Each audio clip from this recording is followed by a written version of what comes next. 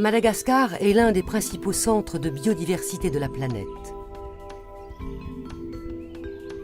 80% des espèces végétales et animales de la Grande Île sont endémiques, c'est-à-dire qu'elles n'existent nulle part ailleurs.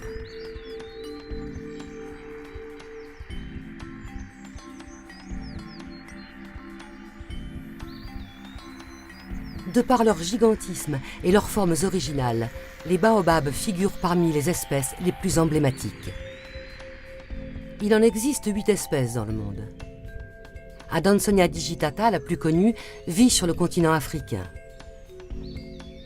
Adansonia gibosa se rencontre en Australie. Les 6 autres espèces ne sont présentes qu'à Madagascar. Ces 6 espèces sont réparties du nord au sud de la Grande Île, dans les forêts sèches de la côte ouest.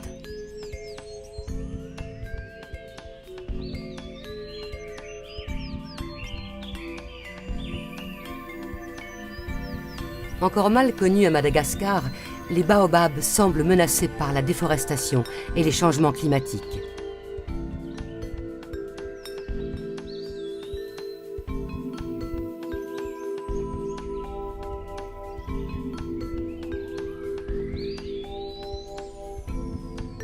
L'Union internationale pour la conservation de la nature a inscrit sur sa liste rouge des espèces menacées d'extinction rapide 3 espèces de baobabs. Adansonia perrieri, Adansonia soaresensis et Adansonia grandidieri.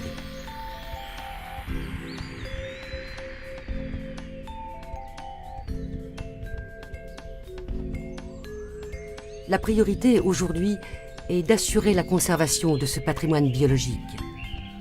Or, pour protéger cet arbre extraordinaire, il faut mieux le connaître.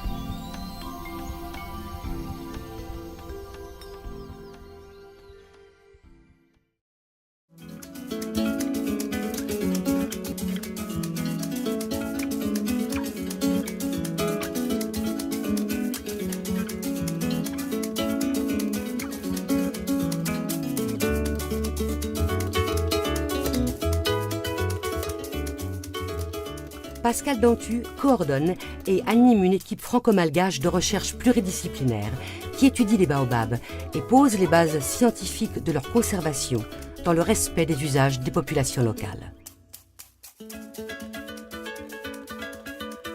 Les chercheurs ont toujours étudié les baobabs depuis le sol avec une vision à hauteur d'homme.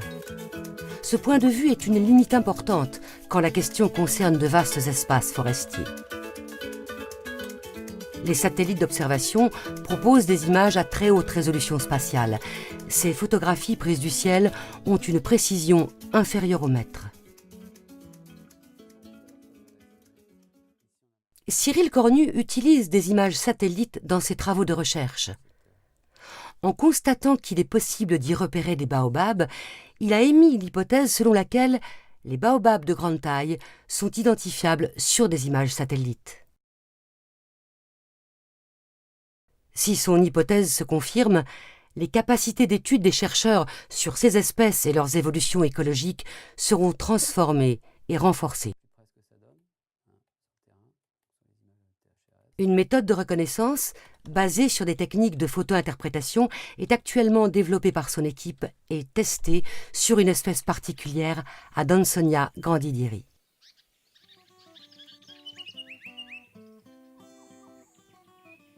Dans leur milieu, les grandidieri sont impressionnants. Certains dépassent 30 mètres de haut et leur couronne peut mesurer jusqu'à 20 mètres de diamètre. Il n'est donc pas surprenant qu'ils soient visibles sur les images satellites.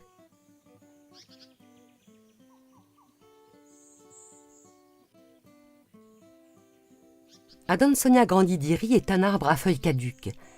Il perd ses feuilles pendant la saison sèche entre mai et novembre.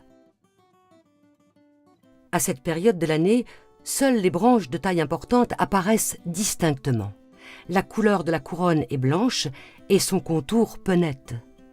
Si l'ombre est suffisamment grande, elle dessine clairement un baobab.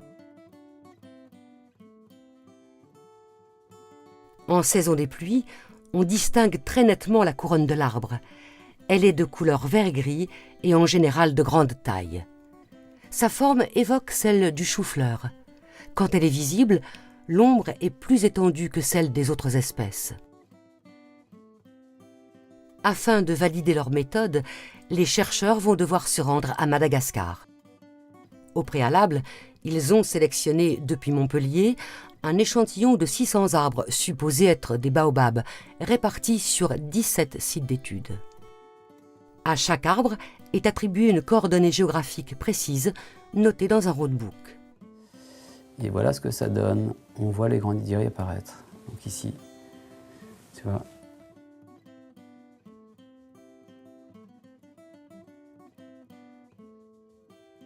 Un itinéraire détaillé du parcours de l'expédition a été élaboré.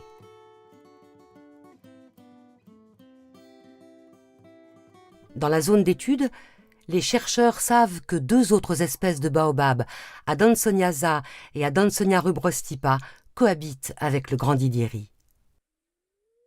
La méthode permet-elle de distinguer les grandidieri de ces autres baobabs? La réponse est dans les forêts sèches de Madagascar.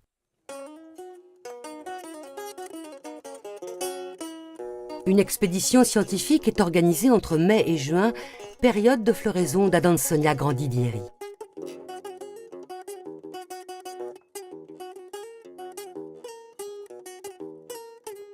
En effet, la fleur est le critère le plus sûr pour distinguer les différentes espèces de baobab. Par exemple, la couleur de la fleur de za est jaune, alors que celle de grandidieri est blanc-crème.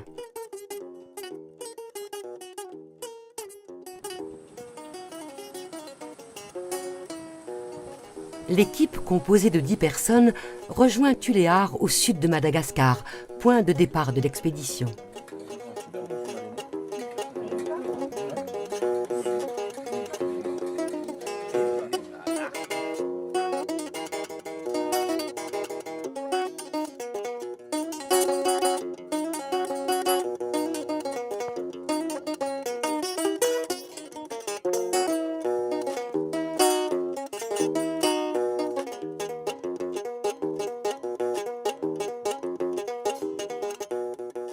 Il lui faut rallier Morondave en 15 jours, en autonomie quasi complète sur un parcours de plus de 1000 km.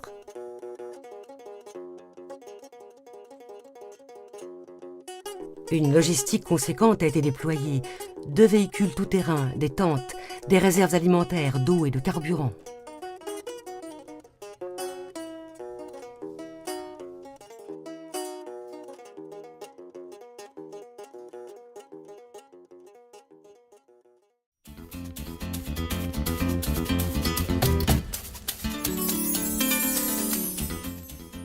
Une première population de baobab localisée à 120 km au nord de Tuléar intéresse les chercheurs.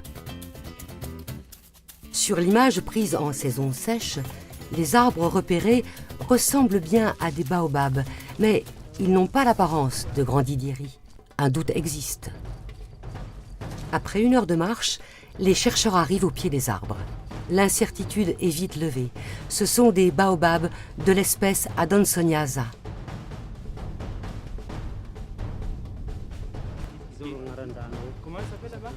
Les scientifiques sont satisfaits car la méthode de détection semble être précise au-delà de leurs espérances.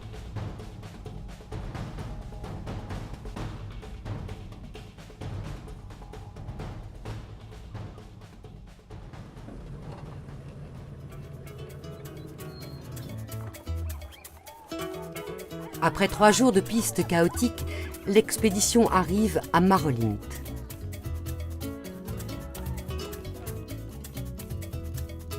Enfin, apparaissent les premières silhouettes caractéristiques des grandidieri.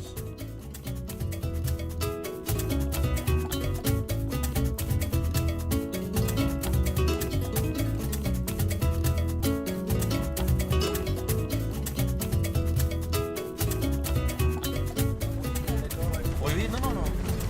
Non, moi je pense que le milieu est favorable Et puis je pense qu'il n'y a pas de pression humaine, il n'y a pas de feu. C'est très naturel, ouais. Pas anthropisé du tout.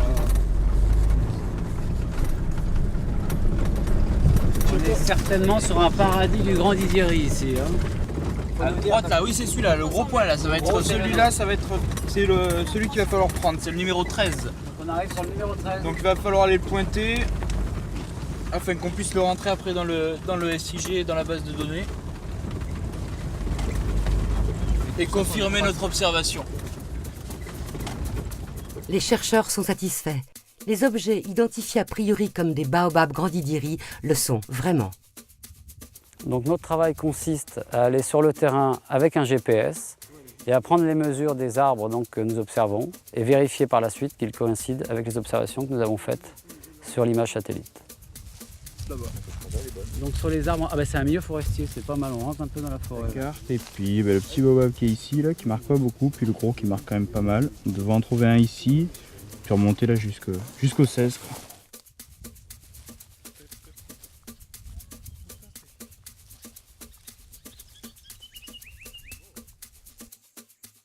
Sur les images, les sites d'études paraissent facilement accessibles.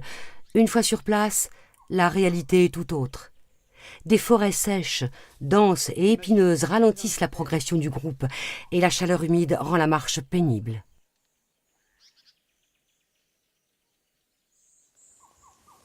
« 35 mètres par là. » Ouais, c'est bien dit par là. Hein. Regarde.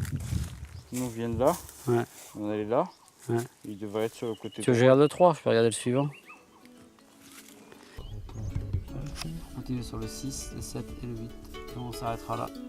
Une fois qu'on a vérifié l'espèce, on mesure la hauteur de l'arbre avec un télémètre laser. On mesure aussi le diamètre à hauteur d'homme, le DBH, grâce à un décamètre. Puis toutes ces informations, on les note dans le roadbook. Et une fois qu'on arrivera après sur Tana, on va tout rentrer ça dans une base de données pour faire des traitements par la suite, notamment pour réaliser des analyses spatiales et des analyses aussi de type allométrique. Pendant que les chercheurs mènent leurs travaux de terrain, le reste du groupe prépare un déjeuner digne de ce nom.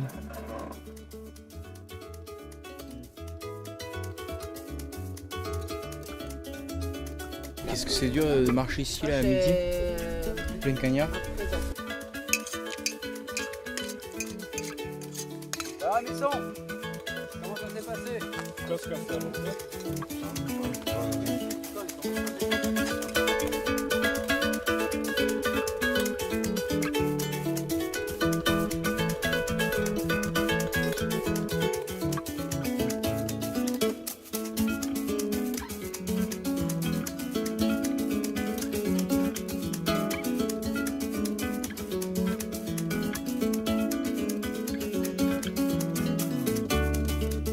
Sur les images, quand Adansonia grandidiri est en feuille, la couleur vert et gris de sa couronne est très particulière.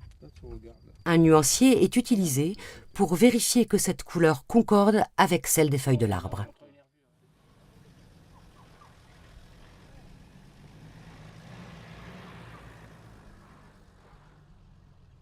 L'utilisation d'images satellites permet de cartographier avec précision les espaces où vivent les baobabs.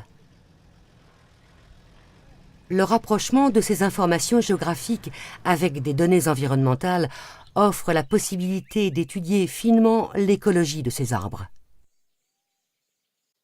Par exemple, les chercheurs ont remarqué que les grandidiri sont souvent localisés à proximité de zones humides. Cette observation ouvre des perspectives d'étude de la répartition de l'espèce en fonction des disponibilités en eau du milieu.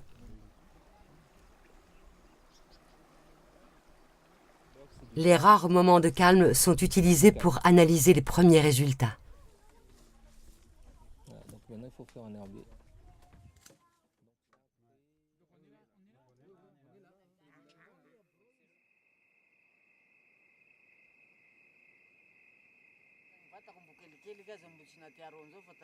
Chaque soir, le groupe se réunit pour établir le plan de route. Il faut ajuster l'itinéraire du lendemain en fonction des sites à explorer et de leur accessibilité. Le conseil de la population locale se révèle très précieux.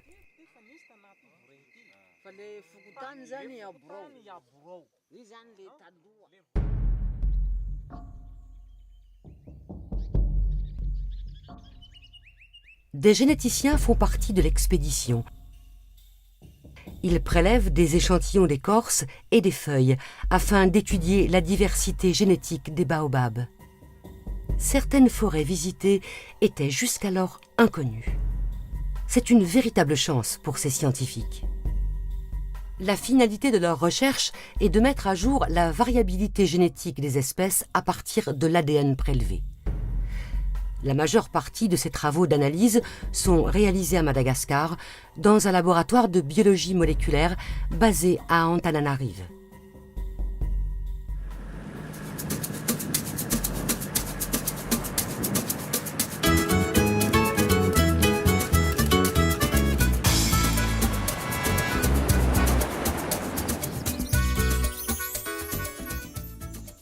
Le site d'Andavadok est un vrai mystère pour les généticiens.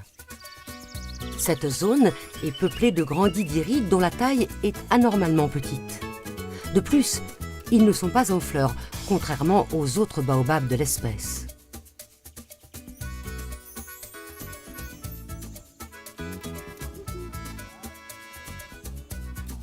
Pour les chercheurs, l'occasion est unique. Ils vont pouvoir grimper au sommet, ce qui n'est pas aussi simple qu'il y paraît.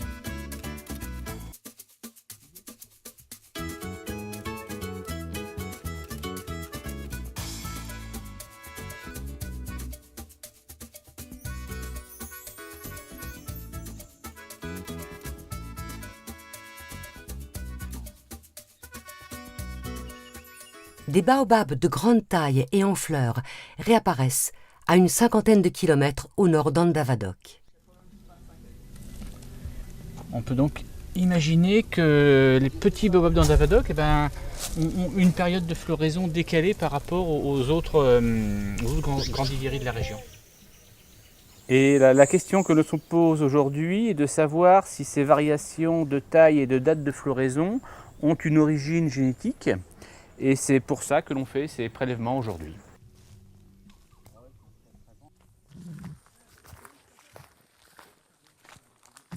Au nord de Morumbe, les scientifiques recherchent un géant.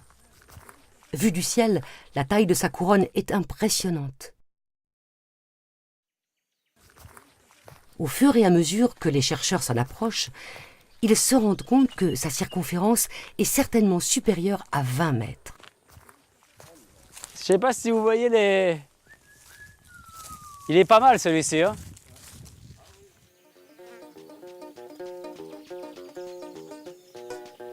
Jusqu'alors, le plus gros baobab connu à Madagascar mesurait 22 mètres. Oh là là, le record va largement tomber, quoi, parti comme c'est. Peut-être pas.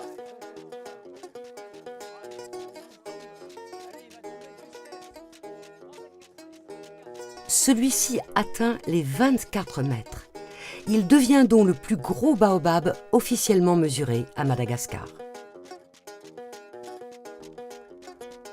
Quelques centaines de mètres plus loin, un arbre, encore plus impressionnant, est visible sur l'image. Sur place, le groupe découvre 3 énormes grandidieries côte à côte. Ils forment un édifice végétal unique en son genre.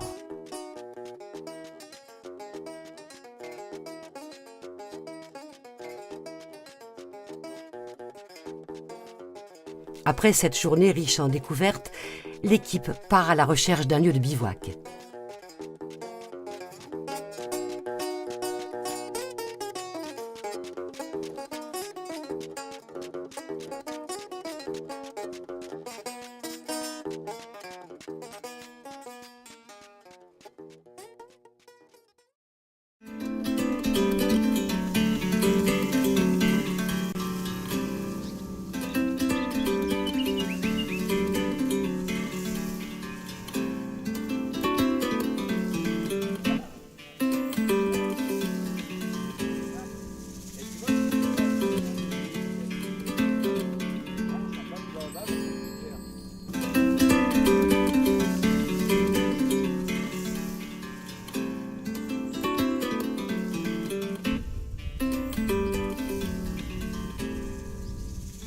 Dès les premiers rayons du soleil, tout le monde s'active.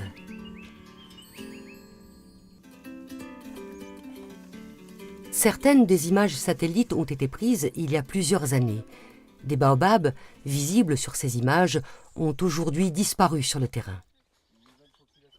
Nous arrivons sur le point 30, Émilson, et tu vois, apparemment il est tombé. Hein. Ce serait ici. Le sol a été creusé sur quasiment 30 mètres. On peut d'ailleurs se demander s'il n'est pas tombé pendant la saison des pluies, parce que pour que ce soit autant creusé, et puis il a dû pourrir. Hein. L'image date de 2003. On peut estimer qu'il est tombé il y a 4 ans peut-être celui-ci. Donc on voit qu'en 4 ans il reste quasiment rien, à part à la base de l'arbre. Donc un peu du système racinaire et encore.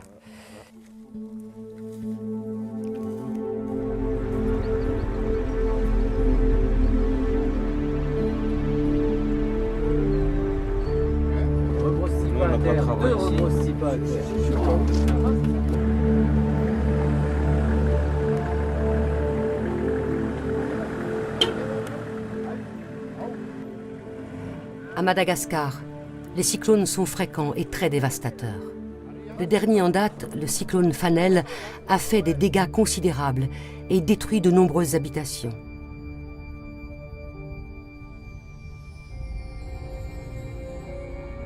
Des vents supérieurs à 260 km/h ont été enregistrés.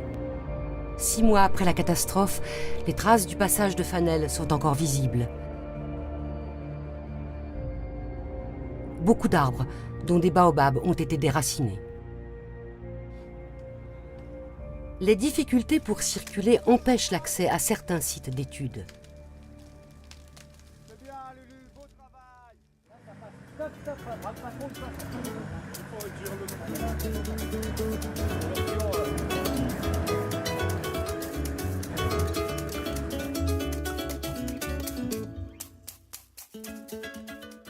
Parce que là, le gars, il vient de dire que entre là et là, il y avait plein de charrettes avant. Maintenant, il y a une charrette tous les mois qui le fait. Ah ouais? Ouais.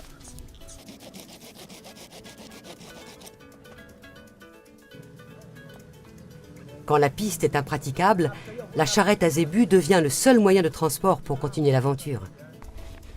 On a 15 km à faire à pied. Il doit faire 30 degrés, donc c'est un peu une épreuve. Sachant qu'on va faire le retour aussi à pied. Et que la charrette est là pour nous accompagner et faire la logistique. Donc on a tout le matériel dans la charrette, la nourriture. Là on est sur le transect, pas encore.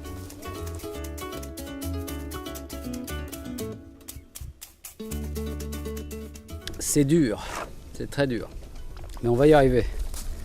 Mais je pense que dans l'endroit où on va aller, il y a des arbres importants quand même. Ouais. Ouais, en taille. Même la densité, la taille, la hauteur. Très important. Ouais. Ouais. Donc ça confirme quand même ce qu'on avait observé sur les images. C'est-à-dire qu'on est vraiment dans la partie centrale de l'aire de présence de l'espèce Adansonia grandidiri. Ouais. Et c'est là qu'il y a vraiment les plus belles populations, à la fois en taille des arbres, en densité et en milieu, puisque c'est la forêt profonde.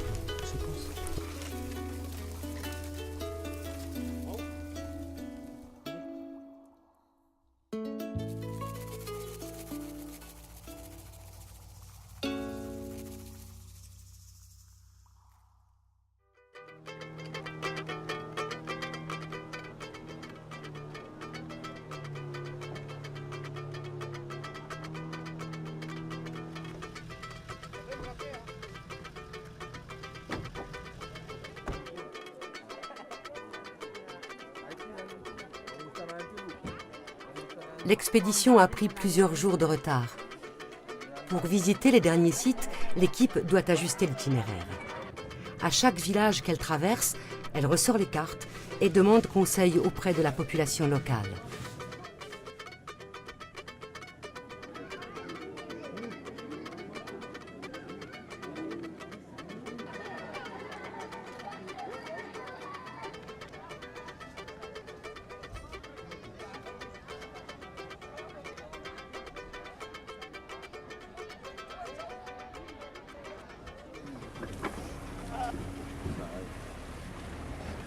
Parmi les obstacles rencontrés, la rivière Mahariv, large de 200 mètres. À cette saison, son débit est calme et son niveau relativement bas. Mais le sable mou est un piège pour les chauffeurs. La dernière voiture s'enlise profondément, impossible de la dégager.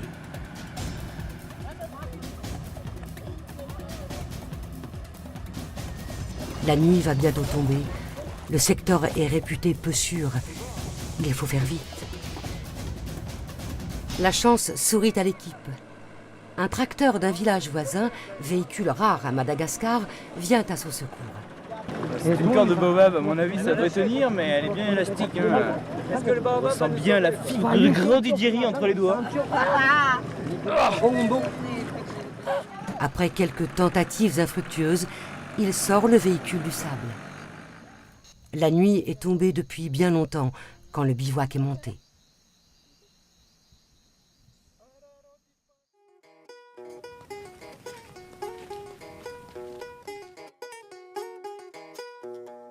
En lisière de forêt, des espaces défrichés ont été observés sur les images satellites.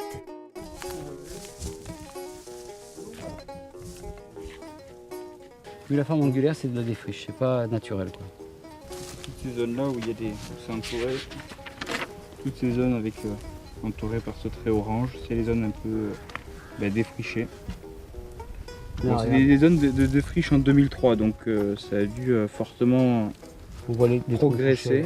On voit les troncs crochés qu'on n'arrivera pas à retrouver et on va voir s'il y a d'autres arbres qui sont abattus.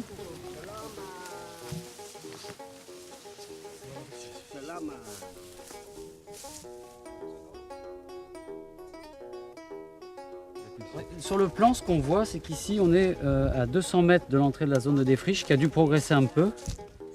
Est-ce qu'au nord, par ici, il y a d'autres familles qui sont installées? Avaratry aty zao. Au nord. Avaratry ao mbo misy fianakaviana miasa koa. Miasa mamboly. Yang, misy yang. Ya. De la même façon, avec des espaces Misy défrichés. avaratry misy mamboly. D'accord. Zany hoe manao donc hatsaky manao zao koa. Manao an'izao manahaka an'izao katsaka. Oui, de même façon. Donc ça expliquerait d'autres zones de défriche. Il y en a plusieurs, il y en a 4 sur le secteur. Certainement à chaque fois des familles qui s'installent avec des campements donc récents.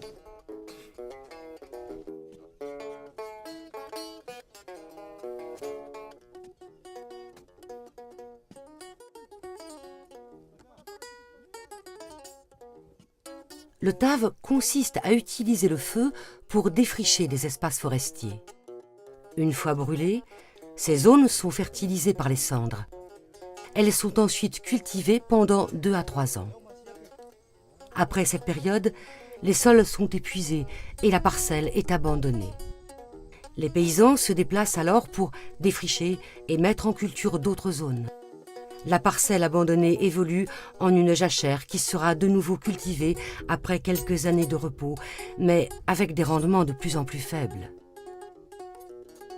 Dans l'ouest malgache, les paysans qui pratiquent le TAV épargnent en général les baobabs. Cependant, les chercheurs ont remarqué de grandes taches blanches sur leur tronc. Le passage fréquent du feu semble les fragiliser.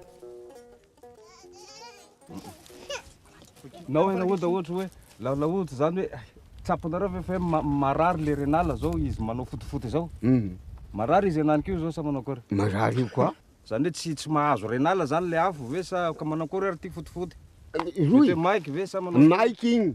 Maiky? Maiky le afo be Ny maiky ny afo be reto. Fa igny ma tsy maty fa velo. L'aventure touche à sa fin. Et toutes les observations que vous avez faites sont confirmées par les relevés de terrain. Oui, là actuellement on est vraiment, 100%. on arrive même à voir les petits. Donc on a une bonne résolution sur l'image et on arrive à les déterminer. Et la couleur est très utile. Effectivement, le grandidierie, on le reconnaît quand il a ses feuilles à la couleur un peu gris-vert bleu, bleuté, un peu bleuté que n'ont pas les autres végétaux. On ne marque pas comme ça sur les images. C'est intéressant ce zonage quand même entre les 3 espèces. Hein. Voilà, dans une zone de confluence de 3 espèces. Ouais. Il y a le za ici, le grandidierie qu'on est en train de déterminer, et sur la côte, il y a le Reprostipa. Ouais. On a l'impression que chacun a colonisé son milieu et s'est un peu installé. Avec des chevauchements quand même. Ouais. La preuve est apportée que les baobabs de l'espèce Adansonia grandidiri sont identifiables sur des images satellites. La méthode est fiable à quasiment 100%.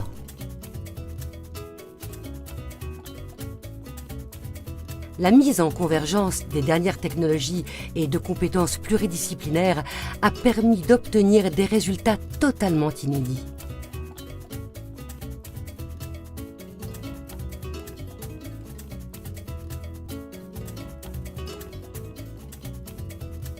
De retour à Montpellier, Cyril Cornu et son équipe ont appliqué leur méthode à grande échelle. Ils ont réalisé une cartographie de l'aire de présence de l'espèce grandidiri sur laquelle chaque arbre est repérable individuellement. La méthode sera adaptée pour l'étude d'autres espèces de baobab. Ces résultats seront déclinés en de nombreuses applications. Ils serviront notamment à évaluer les populations de baobab et à suivre l'impact des défrichements et des cyclones. Ils permettront également de préciser les facteurs écologiques, environnementaux et génétiques à l'origine de la répartition de l'espèce.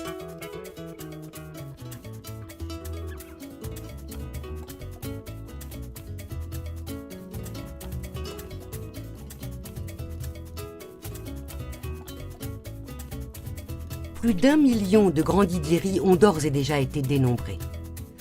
Ce constat relativise les écrits du botaniste Perrier de la Bâtie qui, en 1952, estimait que cet arbre n'était plus représenté que par quelques pieds dont il ne resterait rien dans quelques années. Dorénavant, les chercheurs peuvent étudier Adansonia grandidiri à distance, ce qui, espérons-le, aidera à assurer la conservation de l'espèce.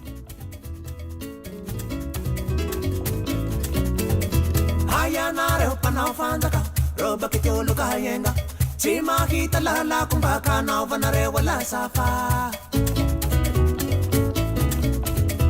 Hayanare panau fanzaka roba kitolo kayenga chima kita la kumbaka na vanare wala safa